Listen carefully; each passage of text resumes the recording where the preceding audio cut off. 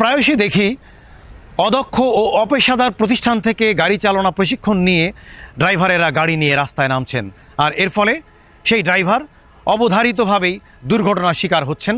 সেই দুর্ঘটনায় পরিবারের একমাত্র উপার্জনক্ষম ব্যক্তি নিহত হলে কিংবা কর্মক্ষমতা হারিয়ে ফেললে তা পরিবারের জন্য বোঝা হয়ে দাঁড়ায়। নিরাপদ সড়ক চাই, সড়কে মৃত্যু আর নয়।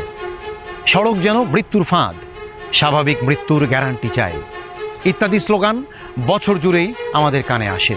সেই সঙ্গে আমরা প্রতিনিয়তই গণমাধ্যমের খবরে দেখি বীভৎস সব খবর।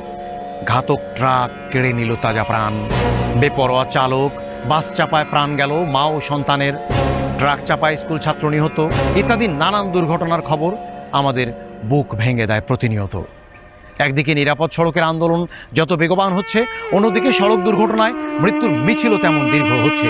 একটি রাষ্ট্র কারো হয়তো স্বাভাবিক মৃত্যুর গ্যারান্টি দিতে পারে না, বড়জোর পারে সড়কে স্বাভাবিক চলাচলের কিছুটা আয়োজন করে দিতে। সেই আয়োজনের অংশ হিসেবে যুব ও ক্রীড়া মন্ত্রণালয়ের আওতাধীন যুব উন্নয়ন অধিদপ্তরের গৃহীত যানবাহন চালনা প্রশিক্ষণ প্রকল্প নিশ্চয়ই সেই ভূমিকা রাখতে পারে। এই প্রকল্প থেকে প্রশিক্ষণ নেওয়া যুবক ও যুব নারীরা তাদের কর্মদক্ষতা এবং কর্মনিষ্ঠা কাজে লাগিয়ে সর্বোপরি একজন সৎ ও মানবিক গাড়ি চালক হিসেবে নিজেকে প্রতিষ্ঠিত করার মধ্য দিয়ে সড়কগুলোকে নিরাপদ করে তুলতে পারেন। আমরা সেই সুদিনের অপেক্ষায় রইলাম।